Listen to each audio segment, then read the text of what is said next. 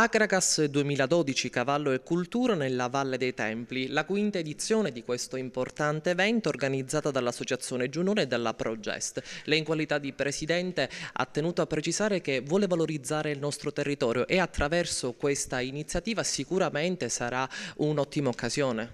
Io dico che non ci possano essere occasioni migliori e questa è tra le più importanti per valorizzare il nostro territorio che continua a essere apprezzato sempre di più. Abbiamo colto l'invito dell'Associazione Giunone a partecipare, a dare un patrocinio, a ospitarli nella nostra struttura proprio per far conoscere il nostro territorio, i prodotti del nostro territorio, gli allevatori del nostro territorio, le eccellenze del nostro territorio.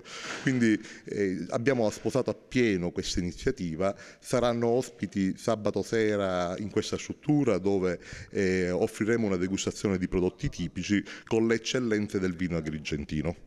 Come detto, un'iniziativa organizzata dalla Progest ma anche dall'Associazione Giunone. Lei è il Presidente, ci parli nel dettaglio di cosa si parlerà, cosa si farà in questo appuntamento.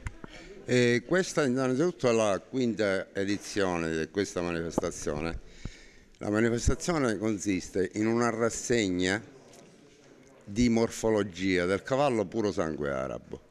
Infatti solo il cavallo puro sangue arabo a tutti i livelli, sia a livello nazionale che internazionale, può fare i concorsi di morfologia perché per tipologia, proprio per eleganza del cavallo, è l'unica razza che fa questo tipo di rassegna tutta la giornata di sabato e domenica, con praticamente l'esibizione delle varie categorie dei cavalli. Le categorie dei cavalli si dividono in categoria puledre, maschi e femmine. In questa categoria rientrano tutti i puledri da 1 a 3 anni. Poi abbiamo la categoria fattrici, che sono tutte le femmine da 4 anni in poi, e le categorie stalloni sempre da 4 anni in su.